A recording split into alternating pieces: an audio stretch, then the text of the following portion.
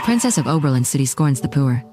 And I'm the biggest thorn in hers, and I live in squalor but am specially admitted by a prestigious college meant for the rich. What right does a peasant like you have to study at the same college as me? Nails appear on my seat, and the shampoo in my bathroom is switched to glue. Chantal Gorman even daringly tries to ram me over at the campus entrance, all because I'm a poor young woman from the countryside.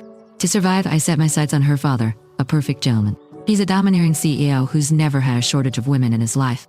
It's too bad he has no other children besides Chantal. Chantal thinks I'm a piece of trash who'll get kicked to the curb after a night of pleasure, but she doesn't know how easily the women in my family conceive.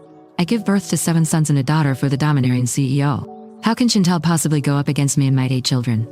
This is a revenge thriller with high praise on good novel. Follow me and I will recommend high-quality novels for you every day. Now, let's begin the main text. Chapter 1, I'm surprised you showed up. You disgust me, you stinky pauper.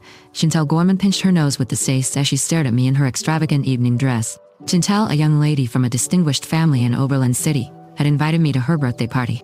Yet she openly shamed me in front of the other ladies at the event. A familiar evil smirk appeared on her face.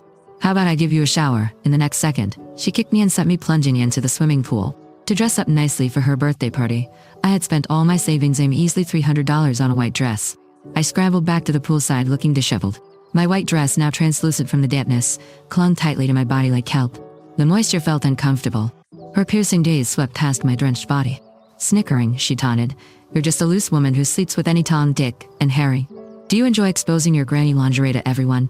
With arms crossed on my chest, I frantically escaped from the scene without looking where I was headed.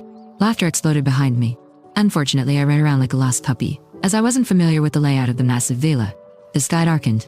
I finally came to a halt when I bumped into someone's solid chest. My nose was immediately filled with a woody scent. Touching my reed nose, I whispered an apology. "I am sorry." I heard a soft chuckle from atop. The man spoke in a beguiling voice. "Hi, kitty cat. Where are you from?" I looked up when I heard his attractive voice, and I momentarily lost myself in the beauty of his chiseled features that looked even more perfect under the moonlight. The man checked me out as well. The thin fabric could barely hide my hourglass figure under the moonlight.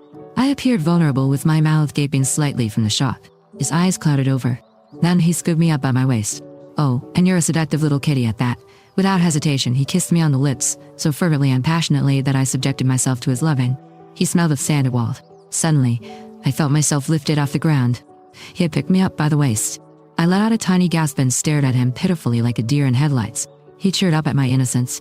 Smiling, he said, "Kitty cat, don't worry. I'll make you happy." I buried my head shyly in his chest, but deep within, I was smirking gleefully.